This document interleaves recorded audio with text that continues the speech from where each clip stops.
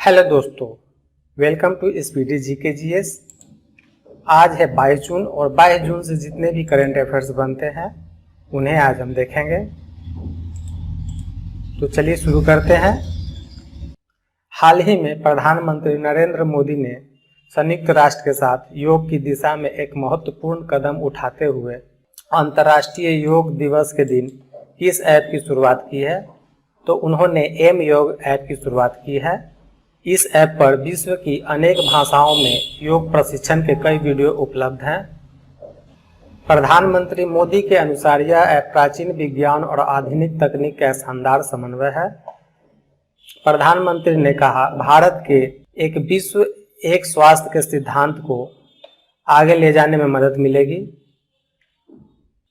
Next, 21 जून को किस दिवस के रूप में मनाया जाता है?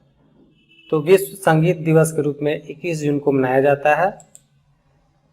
नेक्स्ट, हाल ही में अंतर्राष्ट्रीय योग दिवस के अवसर पर केंद्रीय शिक्षा राज्य मंत्री संजय धोत्रे ने यौगिक विज्ञान में किस डिप्लोमा पाठ्यक्रम का शुभारंभ किया है? तो उन्होंने NIOS डिप्लोमा पाठ्यक्रम का शुभारंभ किया है। नेक्स्ट, संयुक्त राष्ट्र की एक रिपोर्ट के अनुसार भारत में वर्ष 2020 में कितने अरब डॉलर का प्रत्यक्ष विदेशी निवेश आया है? तो 64 अरब डॉलर का प्रत्यक्ष विदेशी निवेश आया है। भारत विश्व में 5वां सबसे अधिक प्रत्यक्ष विदेशी निवेश हासिल करने वाला देश रहा है। वर्ष 2019 में भारत में कुल 51 अरब डॉलर का विदेशी निवेश आया था, जो 27% की बढ़त के साथ 2020 में 64 अरब डॉलर हो गया। व्यापार और विकास पर संयुक्त राष्ट्र सम्मेलन अंकटार द्वारा 21 जून को जारी विश्व निवेश रिपोर्ट 2021 में कहा गया है कि महामारी के कारण 35% की गिरावट दर्ज की गई। यह पिछले वर्ष के 1.5 लाख करोड़ डॉलर से घटकर 1 लाख करोड़ डॉलर पर आ गया। नेक्स्ट, हाल ही में आर्मेनिया के कार्यवाहक प्रधानमंत्री और उनकी सिविल कॉन्ट्रैक्ट पार्टी ने 53.92% मतों के साथ संसदीय चुनाव जीत लिया है। उनका क्या नाम है? तो उनका नाम निकोल पशिनियन है। नेक्स्ट, हाल ही में प्रधानमंत्री स्टीफन लोफ्रेन के खिलाफ अविश्वास मत पारित कर दिया गया है। वे किस देश के प्रधानमंत्री हैं? वे स्वीडन के प्रधानमंत्री हैं। प्रधानमंत्री स्टीफन लोफ्रेन को इस्तीफा देने और स्पीकर को नई सरकार खोजने का काम सौंपने या एक स्नैप चुनाव बुलाने के लिए 1 सप्ताह का समय दिया गया है। 63 वर्षीय लोफ्रेन स्वीडन के पहले प्रधानमंत्री हैं जिन्हें विपक्ष द्वारा पेश किए अविश्वास प्रस्ताव से हटाया गया है। अविश्वास प्रस्ताव पारित करने के लिए 349 सीटों वाली संसद में 175 मतों की आवश्यकता थी और 181 सांसदों ने इसके पक्ष में मत किया है।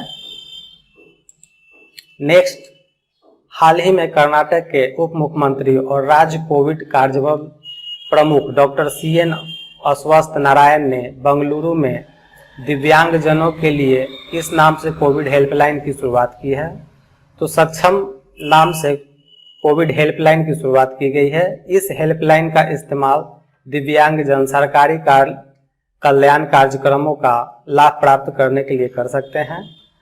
राज्य सरकार ने बजट आवंटन का 4% दिव्यांगजनों के कल्याण के लिए निर्धारित किया है। नेक्स्ट, हाल ही में राष्ट्रीय पोषण संस्थान और तेलंगाना सरकार द्वारा साथ मिलकर पहली बार किनमें सीरो सर्वेक्षण करेगी?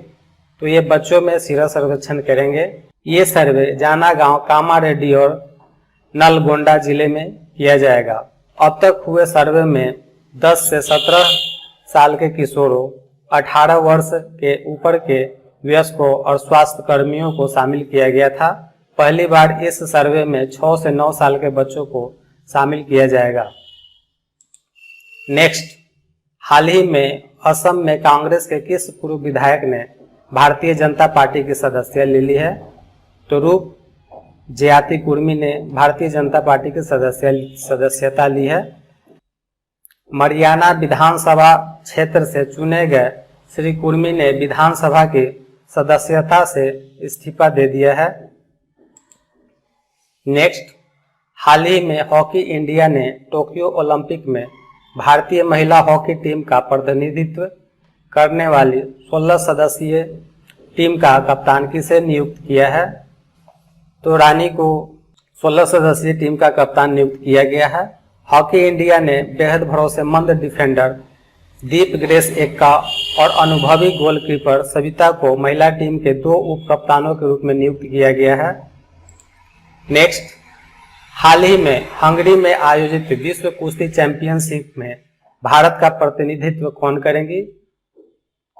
तो देपालपुर की हंसाबेन राठौर विश्व कुश्ती चैंपियनशिप में भारत का प्रतिनिधित्व करेंगी।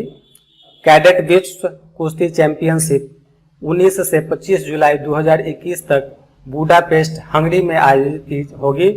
नेक्स्ट, हाल ही में संचार प्रदाता कंपनी भारती एयरटेल और किस कंपनी ने भारत के लिए 5G नेटवर्क समाधानों को लागू करने के लिए एक रणनीतिक साझेदारी की घोषणा की है? तो टाटा समूह और भारती एयरटेल ने 5G नेटवर्क समाधानों को लागू करने के लिए एक रणनीतिक साझेदारी की है। नेक्स्ट, हाल ही में किस डिजिटल भुगतान कंपनी ने अपने ग्राहकों के लिए UPI ई मैंडेट का उपयोग करते हुए भारत का पहला wallet auto top up feature launch किया है? तो फोन पे ने auto top up feature launch किया है।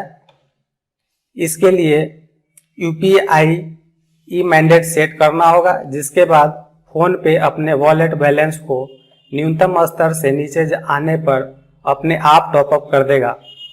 नेक्स्ट, हाल ही में केरल की पूर्व स्वास्थ्य मंत्री के शैलजा को सार्वजनिक स्वास्थ्य सेवा के प्रति उनकी प्रतिबद्धता के लिए किस प्रतिष्ठित अवार्ड से नवाजा गया है? तो उन्हें सेंट्रल यूरोपीय यूनिवर्सिटी ओपन सोसाइटी पुरस्कार से नवाजा गया है। ओपन सोसाइटी पुरस्कार हर साल असाधारण पहचान वाले ऐसे व्यक्ति को दिया जाता है जिसने सोसाइटी के आदर्श के लिए काम किया है। नेक्स्ट, हाल ही में 2021 फ्रेंच ग्रैंड प्रिक्स का खिताब किसने जीता है? तो रेडबुल के मैक्स वर्स्टैपेन ने 2021 फ्रेंच ग्रैंड प्रिक्स का अवार्ड जीता है। नेक्स्ट, हाल ही में जम्मू कश्मीर की किस महिला को भारतीय वायुसेना में महिला फाइटर पायलट बनने का गौरव प्राप्त हुआ है?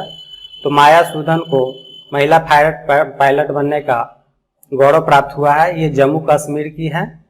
23 साल की माव्या सूदन जम्मू कश्मीर की पहली ऐसी बेटी हैं जिन्हें भारतीय वायुसेना में महिला फाइटर पायलट बनने का गौरव हासिल हुआ है। राजौरी की रहने वाली माव्या देश की 12वीं महिला फाइटर पायलट है। नेक्स्ट, हाल ही में स्विस नेशनल बैंक स्विट्जरलैंड द्वारा जारी 2020 के वार्षिक बैंक सांख्यिकी रिपोर्ट में भारत को स्विस बैंकों में विदेशी ग्राहकों के पैसे की सूची में किस स्थान पर रखा गया है? तो भारत को 91वें सूचीय स्थान पर रखा गया है। यूनाइटेड किंगडम UK को पहले स्थान पर रखा गया है। गवर्निंग बोर्ड के स्विस नेशनल बैंक के अध्यक्ष थॉमस जे जॉर्डन हैं। स्विस नेशनल बैंक का मुख्यालय बर्न ज्यूरिख में है। आप सभी का वीडियो देखने के लिए धन्यवाद। अगर आपको वीडियो अच्छी लगे तो आप इसे लाइक एंड सब्सक्राइब करें। धन्यवाद।